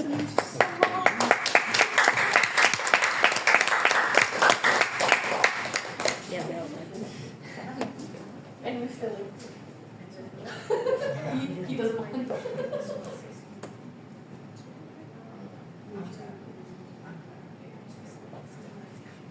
Sorry. Little things make big days. Little things make big days.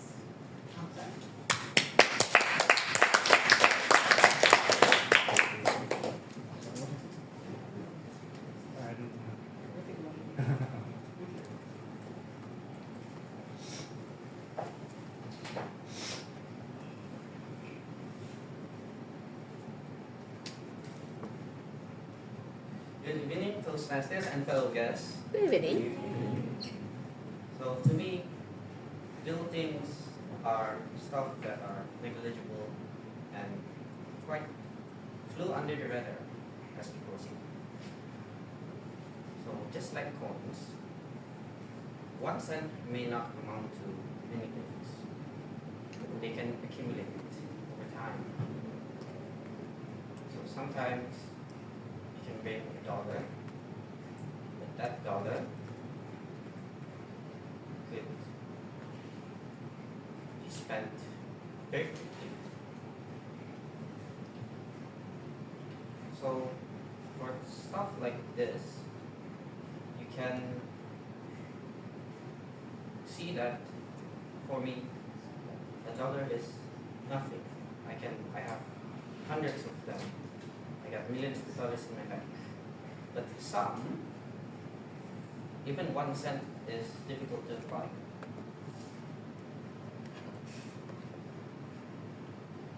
So things like 1 cent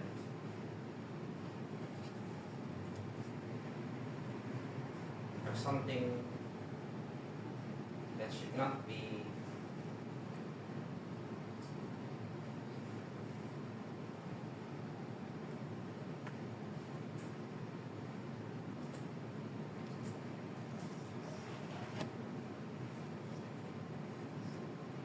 undermined. It is something that should not be undermined and should be taken care for to everyone. Just like a smile. One smile can make a day brighter for someone. As they say, one good day can change someone's life. That's that.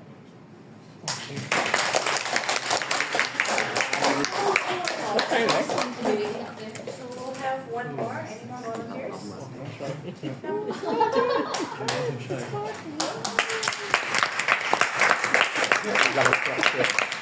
Opening ada, body hilang. Conclusion ada. Very normal. My first time just. Be gentle. There's no feedback this session. You can ask for our feedback. No time for feedback. Manis. Oh. A mistake is success in progress. A mistake is success in progress. Muhammad Aziz.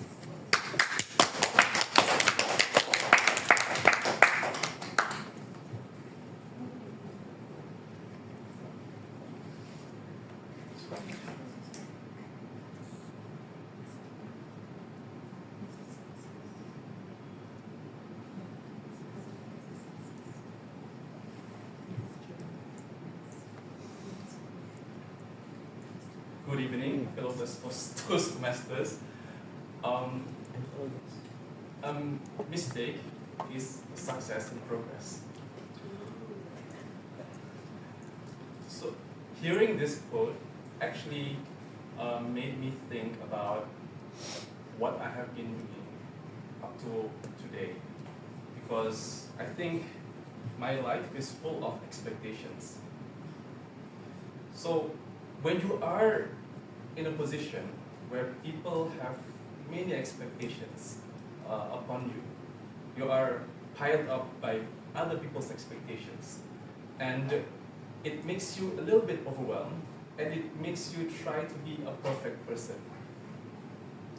But sometimes perfect isn't perfect, because when you try to be someone who's perfect, there are some aspects about you that isn't actually satisfiable for others. So who are you trying to be perfect for? So this has been something that's been burdening me up to this point. And this burden has actually made me do several mistakes. Because of these expectations, I try to be perfect for these people, for some people. So these people are actually my parents. So I think all of you already know how parents' expectations can be and how they want their son to be, right? And trying to be someone who's trying to fulfill the parents' expectations can be very, very burdensome, and could also make us crash into some aspects of life. I would like to just share to you all that doing mistakes, crashing here and there, is just a progress of life, and that's what makes you who you are today. Thank you, that's all.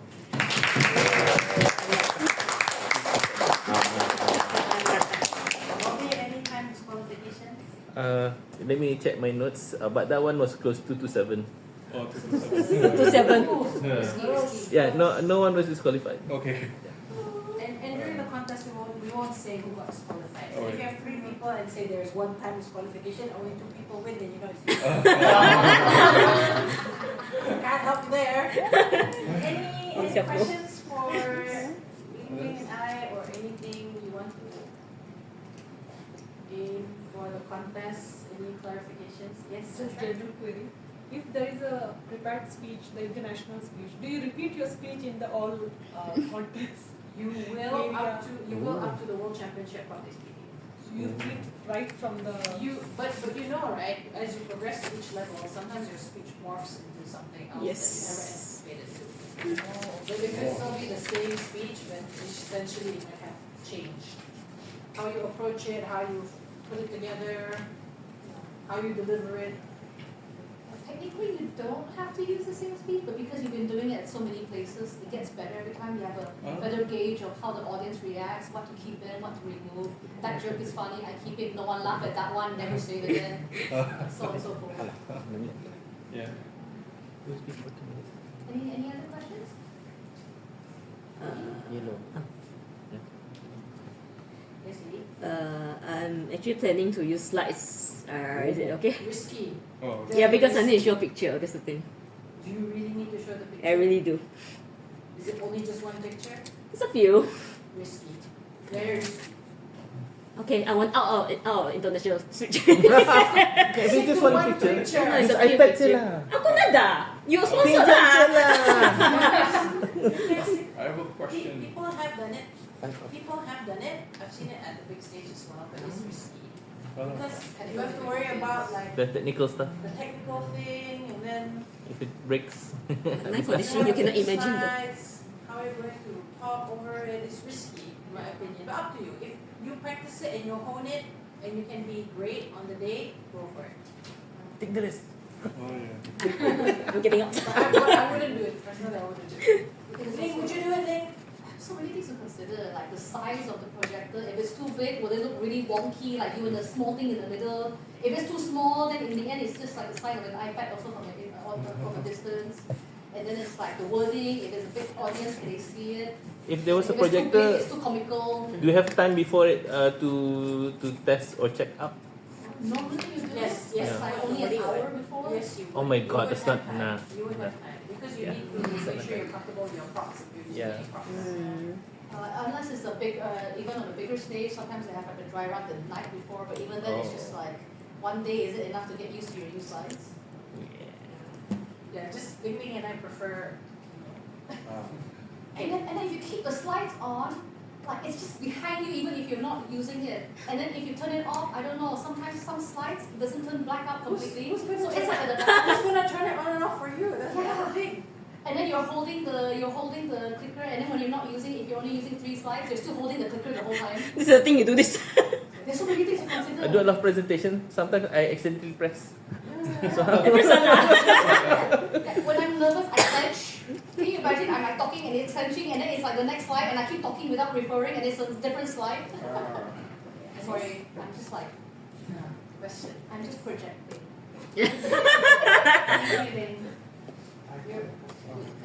Oh yeah, I have a question. Yeah. Yes, what's your question? So actually, I would like to ask on the techniques because being standing in front there, I suddenly realized that how can we what is called for table topics? How can we like create a good Thing on the spot. yeah.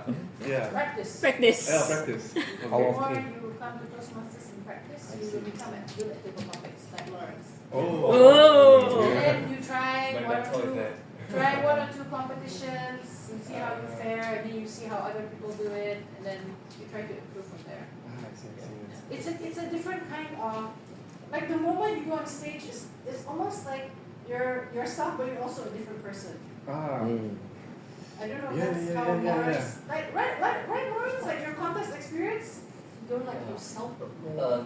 Normally to prepare myself for the contest, I always ask Ling Ling to pretend to be the contest chair. She will give me a lot of topics, but none of them actually came up in the real contest. but you know, preparation. It's at all levels. it's not about the topic. It's actually how you prepare yourself, how you practice to collect all your thoughts, how you meaning your composure. Yeah, you know that I've practiced this before, then you'll be more confident that I've done this before. So this one I'm gonna do it as well. Yeah, it doesn't. Yeah, so you prepare yourself. You are mentally prepared for the contest. It's a mental thing, because I went through the same regime with my mentor Clovis. Called me to his house. I was there in front of him. I almost cried. He bombarded me with questions. Sometimes I couldn't answer, and then he would like really tell me off. He goes, no, you should answer directly. You don't repeat the question. He would say things to me like that. Yeah, you know. Yeah, journalistic time. Yeah, you shouldn't use up the time. Yeah. Why you repeating the question? You scold me like that. Maybe you're nicer. I told you the first practice session when he threw me off, I cried. That's my first contest. You didn't cry. But then Make when him cry. but when you're at a level and you start seeing people how they contest, you understand why you need that kind of regime. I see. Just to add, because a previous workshop on table topics, there's a few strategies you can use. The simplest one is the what, why, and why. What now? Just the W's lah. Yeah, it's W. It's a what. Yeah, so there's the question, then you answer it, then you explain why you answered it, and then you summarize it. Oh, Yeah. There are different techniques. Yeah, different techniques, but that's the simplest one for beginners. Oh, yeah, yeah. And then the other thing that we recommended our dear friend Heidi, who won 3rd place at district level for table topic, we said to her, prepare a bunch of stories that are like easily relatable to any topic. So she came up with a lot of stories about her dad, and then it actually came out like during the contest. She was able to relate a story to the topic, and she came 3rd place. Ooh, really? All those emotional stuff are prepared? Yes! Damn it! Bro, it's acting. Acting was prepared. So it's like, you start thinking, okay, what were my failures in life? What happened? How did I succeed? It's all prepared. There is some preparation. Just want to add on as well. It's a story game basically. Wow. And you have to read more. You have to know more basically, because the more things you know, the more stories you can equate to a topic, the more things you have to say. So what I used to do is you come up with different core topics: love, trust, relationship. So like you sort of kind of have an idea, and then you come up with stories to fit a certain theme. Like if someone talks about failure, what story am I going to pull up? So they probably heard that story about me being sick a lot of times already. Yes. I think you also just summarize Philip's technique. Yeah. He always brings up something on relationship, on on his daughter, his friends. Yeah, I think The face. yeah, natural. What's the natural? And then he has so much. He lives so much life. He has so much story. Yeah, You know. knowledge can. He ate no salt. My wife's very dry. You know. That's not fair one. Oh yeah. Okay, Chris has a question. Okay. If let's say You signed up to become a member, you're gonna compete on the 18th, right? Automatic. if let's say a speaker, when he already prepared and then giving the speech, everything very well, but suddenly he sneezed or cough, will it There is no point. That's subjective. That's subjective. It's very subjective. It's what the judge is looking for. It's what the judge is looking for. The judge is there to pick a winner. Whether or not he allowed the sneeze or the cough to affect the speech. Yeah. It's up to the judge. May or may not. You pray you know the How dare you cough during this? I keep control, okay. Yeah, very good speech, but because of the cough, this one not. There is no point in judging. I just said it. And that's the time I say WTF. It's up to the judge how they decide to score. Because Anger makes sense, I guess. Yeah, the anger makes sense to the speech. Maybe that's like the emotion they want to emote for the speech. Angry rant. Yeah, if they also feel angry with it, I know what you mean. I know what you mean. My emotion. Where's my true love? Yeah, you have a question. As like the instances where the judges made exception to rules. What is exception to the rule? What if a contestant can see and then Oh. No. Time no exception. Only if like the timer box, ada something go wrong with it. 30 second overtime. 30 second 30 second grace on top. Yeah. with additional to the time. Yeah. suddenly out of heaven?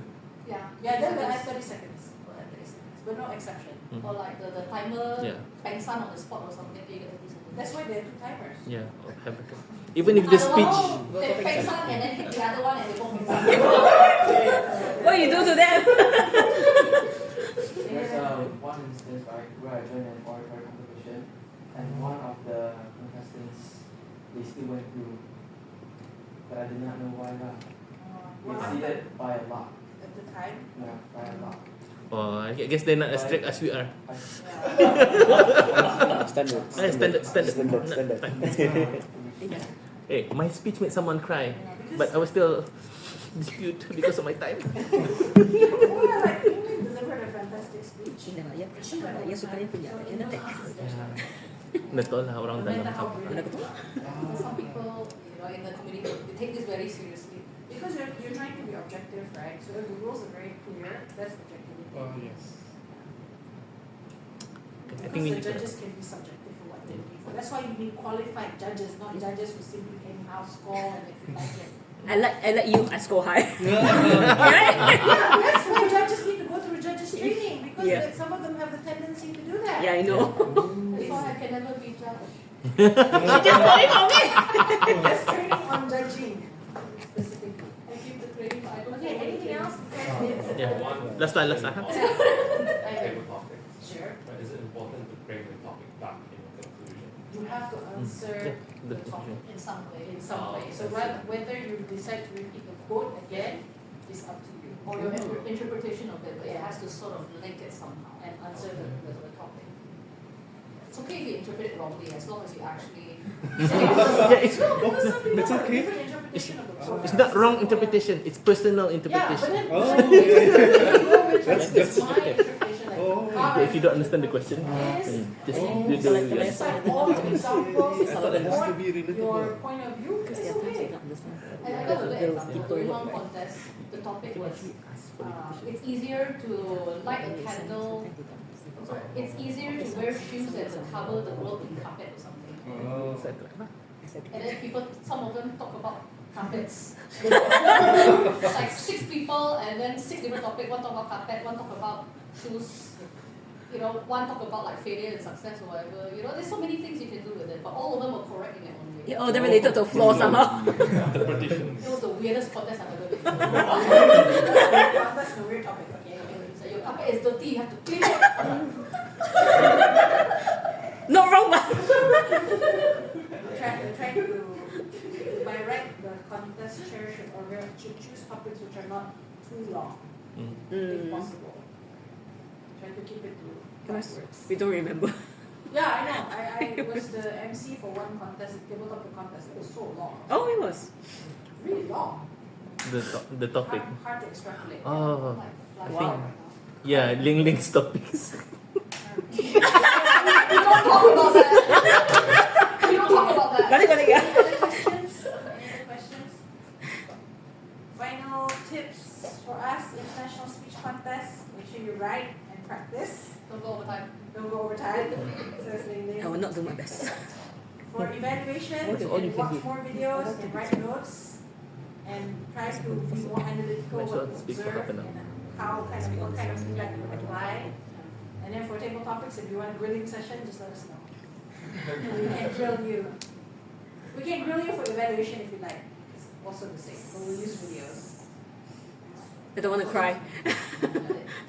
Okay, we're over time already, and I just want to say thank you to Ling Ling for co-hosting this with me. Thank you everyone for participation. Back over to the president for final remarks. Contest is on 18th February for the Brunei Speakers Club. We hope to see you there. 8 full days after the day. So we're nearly over time, but we started late. Just a reminder, don't rush on the way home. I think the road's slippery.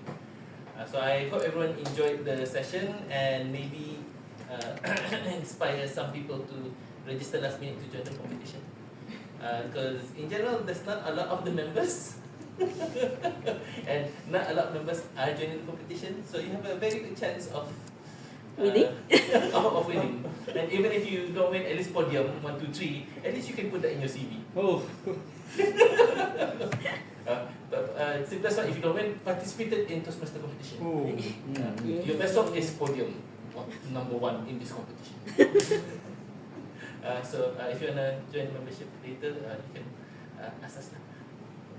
So I'm not gonna open up to feedback as well because we're out of time. So we're just gonna Group just photo? gonna have a group photo and then we're done.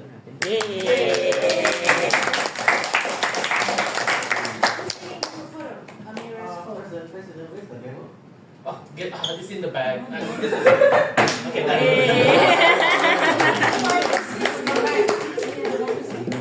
You remember. I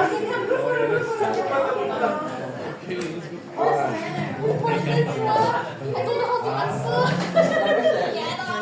Asli buat point reduction essay this reduction.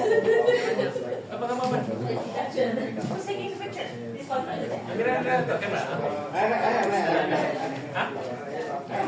Use my bag. I'll just stop my recording and just use my phone.